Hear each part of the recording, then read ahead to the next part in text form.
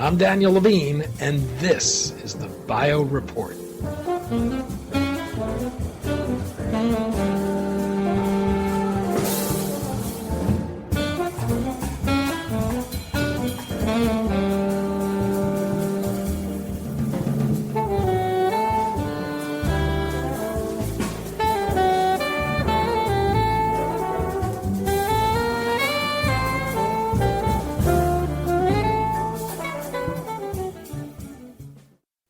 About 40% of all drugs in the Western world are derived from plants, but challenges with producing a reliable supply inherent with materials derived from agricultural processes can lead to drug shortages as climate events, pests, and plant diseases can affect yields. Antheia is harnessing synthetic biology to produce active pharmaceutical ingredients as an alternative to a reliance on crop production. We spoke to Christina Smolke, co-founder and CEO of Antheia, about the supply chain challenges underlying drug shortages, how the company is using synthetic biology to create a reliable supply of active pharmaceutical ingredients, and its growing pipeline of products in development.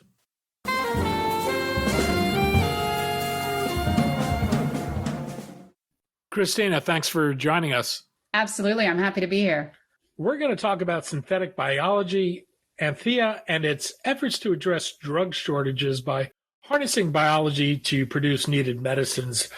On its face, this may seem counterintuitive. I think people will think of small molecule drugs being easy to produce relative to biologics because they're chemically synthesized.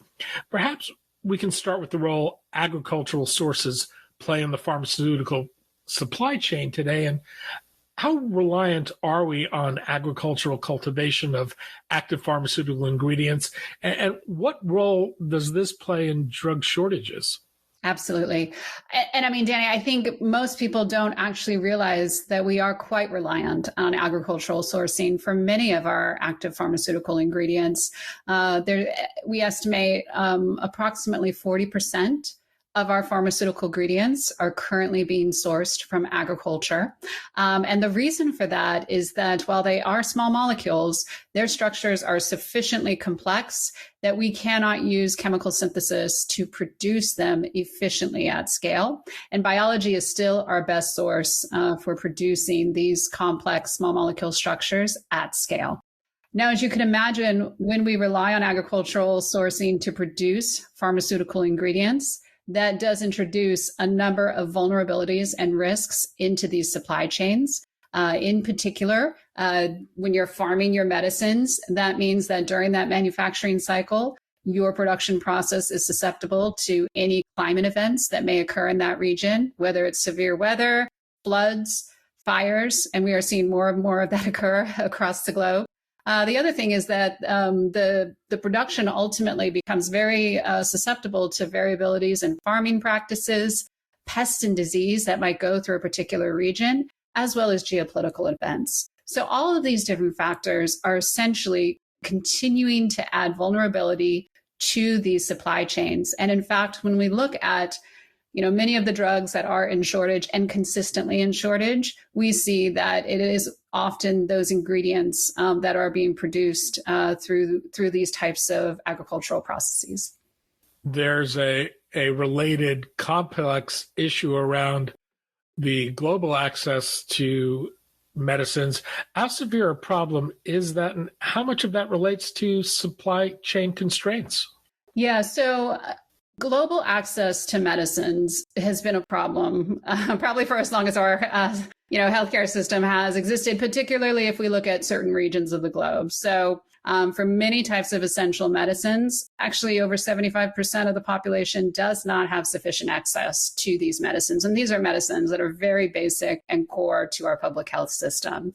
What we're also seeing now layered on top of that is increasingly drug shortages occurring in areas where we would not expect there to be difficulties accessing drugs, for example, in the United States. And these drug shortages are increasing in frequency. So it's now estimated that there is an estimated 50 new drug shortages every year, and that these drug shortages are increasing in frequency, now lasting about 1.5 years on average. And so This is a problem that is now raised to many people's awareness when people are going to get very basic drugs, whether it be antibiotics, anti-infectives, and even sometimes more specialty drugs like chemotherapeutics. They are running into challenges with supply. Antheia grew out of work you had done at Stanford University to engineer yeast to produce pharmaceutical ingredients. Why use yeast? Yeah, there's several reasons that we use yeast. We can start with just at the research level. In order to produce these pharmaceutical ingredients, I previously alluded to their very complex structures. What that means from a science and synthesis perspective is that it's actually very complex to engineer these, and we have to be able to engineer the yeast with many different proteins that are going to actually perform the reactions that will allow the yeast to take a very simple molecule like sugar and transform it into that active ingredient. So the level of engineering that's required is quite extensive. For our products, Antheia is regularly engineering yeast cells with on order of 20 to 30 different proteins, enzymes, transporters, which will then basically assemble within the yeast cell to form the molecular machinery that is going to produce these drug compounds. And that's just to say that we want to then have a production host that is relatively easy, or at least amenable to genomic engineering, and yeast fits that bill. The second reason, though, if we move beyond R&D and think about how this organism is going to produce at scale drugs for human consumption, the other reason we use yeast is that there's a lot of industry knowledge in how to ferment yeast at scale. We use brewer's yeast. This is the same yeast that is in use to brew beer and ferment wine. And so again, we've been working with this yeast for centuries, essentially. And so there is a lot of industry know-how in terms of how to scale production via fermentation in this organism. There's also a lot of existing infrastructure we can leverage when we do actually then go to manufacture our products with these cells and processes. One of the challenges for biomanufacturers has been the ability to scale production. What kind of volumes needed when we talk about key starting materials and active pharmaceutical ingredients, and what are the challenges of scaling? Yes, absolutely. And, coming back to the point that when we talk about these active pharmaceutical ingredients and these key starting materials, these are very core and play a central role in our healthcare system. That means that they really are needed at larger volumes because they're going to be used, to treat a variety of different indications that occur regularly. And what that ultimately means is that we need a lot of capacity, a lot of scale to produce the volume that's required for the healthcare system. As an example, we've recently transitioned our first product and process to manufacturing scale.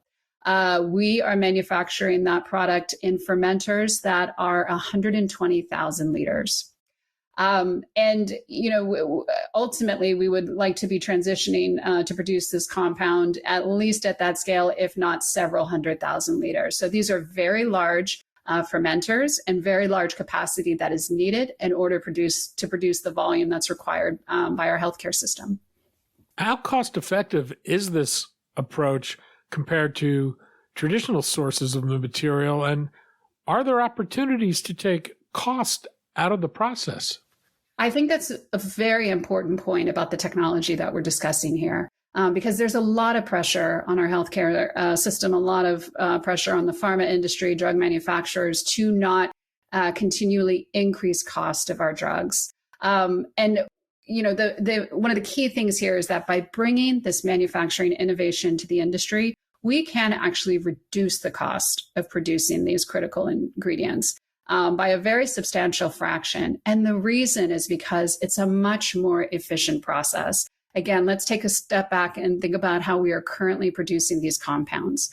So right now, again, by farming these drugs, the manufacturing cycle can take on order of 18 months to over 2 years. And that's just because of the time that it takes to grow the plant sufficiently to get enough biomass. And then you're actually extracting these compounds in very low yields, many times significantly less than 1% of the overall plant biomass. So that's a lot of time. It's a lot of resources in terms of arable land, water, pesticides, and herbicides to ultimately have a very low yielding process. With yeast, we can actually achieve that same manufacturing cycle with our process in a period of 2 weeks. And so essentially, and to give you a very tangible example, in our recent manufacturing run that's being done at about 120,000 liters, in a 5-day process, we can generate sufficient active ingredients, sufficient volume of that ingredient to produce over 100 million doses.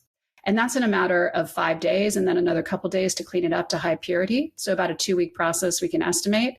You contrast that with our conventional technology, the same amount of material would essentially take about 18 months to 2 years, and it would require basically farming about a 10 square mile piece of land with these medicinal plants. So again, that efficiency that we gain allows us to not just build a more robust, resilient, transparent process, but also to build a process that will allow for decreased cost of our ingredients. Antheia is developing compounds across indications. Is it just producing key starting materials and active pharmaceutical ingredients to sell to drug makers, or would the goal ever be to produce and market pharmaceuticals itself? Right now, our plan is to leverage this innovative technology to produce key starting materials and active pharmaceutical ingredients in more efficient, controlled, transparent ways. And so our customers will be global pharma players and companies that essentially then produce the drug products from these ingredients. And that's our plan, and that is what we are executing on. There's a lot of opportunity, as you noted, in terms of different drug ingredients, different areas, therapeutic areas where we can bring this technology to the market and add significant value to the industry and to these supply chains. And so that's our focus. I will also just say, though, synthetic biology and the platform that we've developed has tremendous opportunity and potential. And there's a lot of different ways, that this can ultimately be taken and continue to add value to the industry. And so I do envision, on a longer term, there's going to be opportunities and innovation, and really disrupting more than just the ingredient market. You do have a pipeline on your website, although it doesn't look like a typical pipeline you'd see on a pharmaceutical company running from preclinical through the various phase 1, phase 2, phase 3, and marketed. Instead, you run from evaluation to R&D to pilot to manufacturing. Is there any regulatory process that you're subjected to along these various stages? So our process will be run following all of the existing regulatory requirements that are in place. And so specifically, when we run our process in manufacturing scale, this is being done to CGMP requirements. And basically meeting all the requirements of the regulatory authorities. I think the key difference here is that we are producing drug ingredients. And as you noted, these are small molecule drug ingredients via a different manufacturing approach, but we are still producing that same compound or that same chemical. And what that means is that we don't have to go through the stages of clinical trials that one needs to go through when you are bringing a new drug to market. There's a lot of data on the compounds that we produce that exist in terms of their safety and efficacy. And so what we are doing is basically slotting into that supply chain in a very defined manner. And then we are developing the data packages that demonstrate equivalency of our product, both in terms of the compound that's being produced, as well as meeting all of the existing specs that are on file with purity, impurity, and other metrics. And so then we work with our customers to ensure that we have the strongest data packages to demonstrate that equivalency. And they are able to then submit that to the regulatory authorities to just then amend their filings to say that they are going to switch over, the source of that ingredient. You mentioned earlier about 40% of our drugs are sourced from the natural world. Given the wide range of potential compounds you could pursue, how do you go about prioritizing them? Yeah, a lot of it comes down to back to impact, right? And where we believe this technology can have the most significant impact. And when we think about impact, there's going to be several different threads that we pull on there. One is just going to be, we will look at, again, different ingredients and the role that they play in the healthcare system, right? How critical are they to public health? And that's going to really show up in terms of the market size, right? The volumes that are produced, and what they're being used to treat, basically in our healthcare system. So we're going to focus on drugs again that play a very central and critical role. We're also going to focus on ingredients and drug substances where there are challenges in their existing supply chains, and where we believe our technology can add value, much in the way that we just discussed, by providing a more efficient way to produce these compounds, by providing a more rapid response way to produce these compounds, by being able to reduce the cost of production of these ingredients via our process. So we're going to basically fold all of those different factors together. And that really is how we develop our pipeline and then develop the prioritization of our pipeline. Some of these molecules are actually quite complex. You've developed a platform for doing this work, but can you walk us through that process of finding a compound in nature and then using synthetic biology to engineer it? Absolutely. And so again, it does start with the compound. We will, and our partners, will identify the compound, which ultimately is going to come back to the structure of that chemical. Once we know the structure of that chemical, we can then begin to determine the route by which we will synthesize this within the yeast cell. And that is going to take us into, a discovery process, a discovery and engineering process. And so what we want to look at is, where is this compound produced in nature? What types of plants, animals, or other organisms naturally produce this compound, or a related compound, one that has a lot of similarity? We'll then be able to go in and basically uncover the synthesis, the biosynthesis routes that nature uses. And that will basically lead us to being able to identify the enzymes and the proteins and the other molecular factors that are involved in synthesizing this compound in nature. Now, because we take a bottom-up approach, we are not limited to what nature has evolved or how a particular plant species has evolved to produce this compound. We will do a broader search, and we'll look across most of the natural world to look at how different solutions for different types of chemistries have evolved in different organisms. And then we can begin to mix and match those and bring those together in new ways within our yeast. And ultimately, what we're working to do is develop a very efficient molecular machinery within the yeast that, again, will take a simple compound that the yeast grows on, like sugar, and basically convert the sugar to this active ingredient. And so there's a lot of enzyme and protein discovery. There's also a lot of enzyme engineering that occurs with this. And then finally, from the biological side, there's also a lot of host cell engineering. As you can imagine, yeast cells have evolved to do something very different than make active ingredients for us. They have evolved, and you think about how we have naturally used them in the food and beverage industry. So they're very good at making compounds like ethanol, like carbon dioxide, and other organic acids that we value in the food and beverage industry. So what our engineers have to do is then take the yeast and begin to engineer it as a system, so that we are shifting it and moving it away from being sort of an expert in producing ethanol and carbon dioxide, and make it an efficient cell factory for producing these active pharmaceutical ingredients. And then we have our process engineers, because ultimately, and we touched upon this, we need to have a manufacturing process that is going to work at scale. And for us, at scale means in vats that are 100,000 liters or greater. And so we then very early on bring our process engineers, fermentation engineers, to basically work with our cell engineers to develop the fermentation processes by which we are going to grow these cells in very large vats and have them maintain their productivity to produce these active ingredients. And then finally, we have our downstream process engineers, and these will be the engineers that actually develop the process for purifying that pharmaceutical ingredient to very high purity. And so they work on developing the basically the unit operations, or the steps by which that active pharmaceutical ingredient is going to be purified to to its pure form from the fermentation broth. All of this is happening simultaneously. And then ultimately, these pieces of the process will get transferred to a manufacturing facility where they will be implemented at scale with the cells that our team has engineered. I should note the company has already produced a product. You do have commercial product on the market. What is that, and why did you start there? Yeah, so our first product that we recently announced is the Bane. This is a key starting material.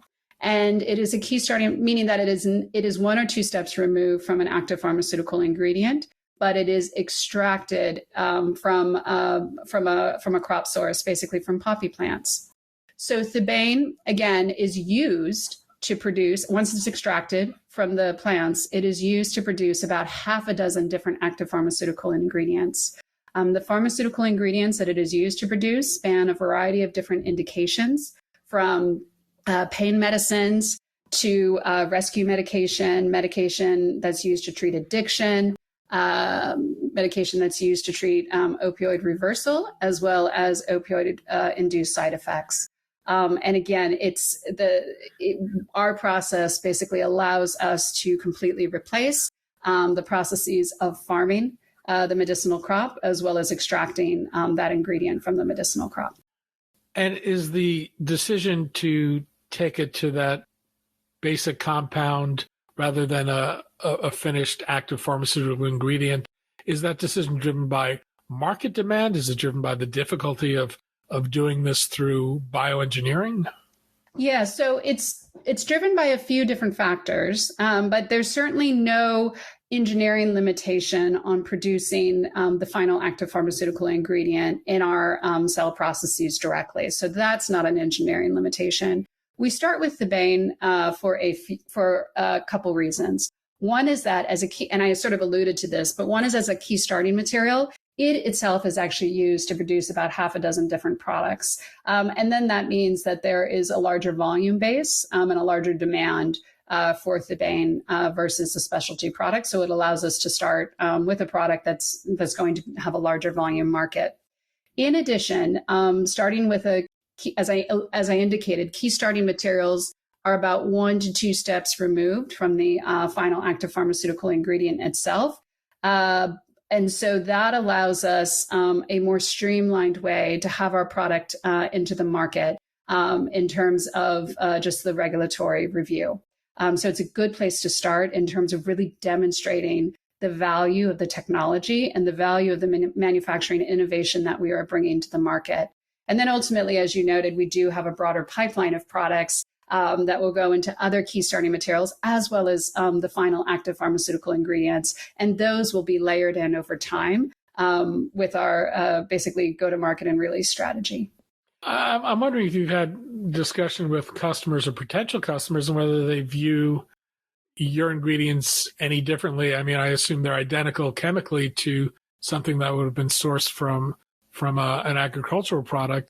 So do they just look at this as a more reliable supply? Is it something that there's any preference for?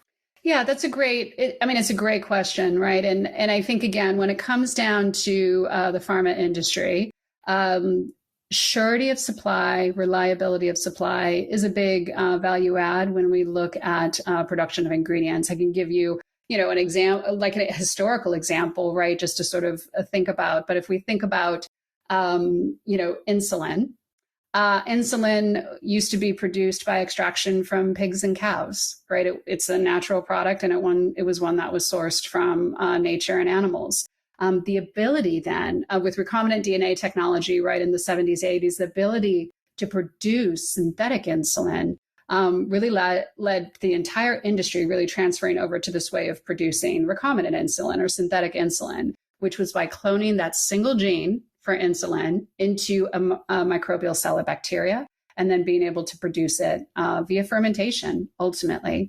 And again, the value there is that you have a more predictable, a more controlled, a more transparent supply chain, one that is going to scale with the needs of the global population and the healthcare system, and one, again, that is going to allow for efficiency in production and cost. And so all of these, all of these aspects are strongly valued within the pharmaceutical industry when we look at our supply chains. And it's a very similar value proposition here. Again, you're taking drugs that are currently being extracted from natural sources. A lot of challenges in terms of scalability, in terms of cost, in terms of agility. We're increasingly seeing these supply chains break down, not able to meet the global demand of our healthcare systems. And by moving to this way to biosynthetically produce them, you can address a lot of those issues, as well as bringing better margins to the industry with generics, especially where there's a lot of pressure on that, and also bringing the resiliency that's needed to address drug shortages. And how is Antheia funded, and how far will existing funding take you? Yeah, so we're a private company, so we are funded largely through equity investment. Our latest financing was announced in 2021. That was an equity financing that was about $70 million. So the company, we are in a good cash position, and we're leveraging that cash position to really advance our processes and products into manufacturing, into commercialization, and demonstrating really, the first sales and commercializations of our products to the market. Christina Smolke, co-founder and CEO of Antheia. Christina, thanks for your time today. Absolutely. Really enjoyed the conversation.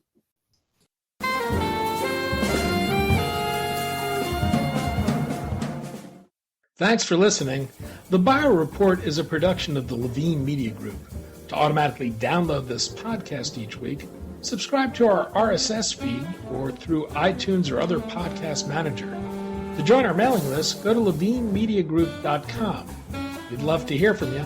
If you want to drop us a line or are interested in sponsoring this podcast, send email to danny@levinemediagroup.com. Special thanks to Jonah Levine, who composed our theme music, and the Jonah Levine Collective, which performs it.